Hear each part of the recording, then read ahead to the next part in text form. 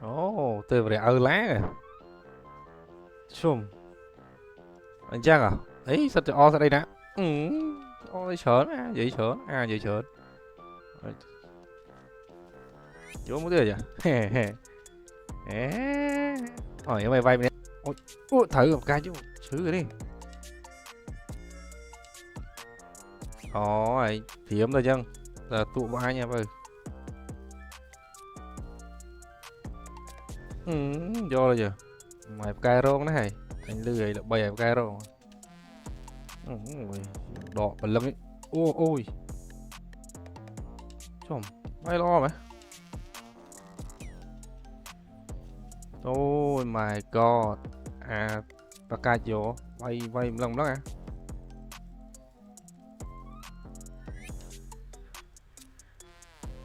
Kỳ như son sắc với mình. Quá bây giờ.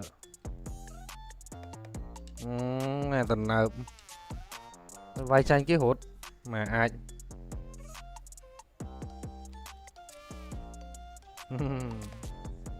Ủa, từ vừa ở làng về tới này.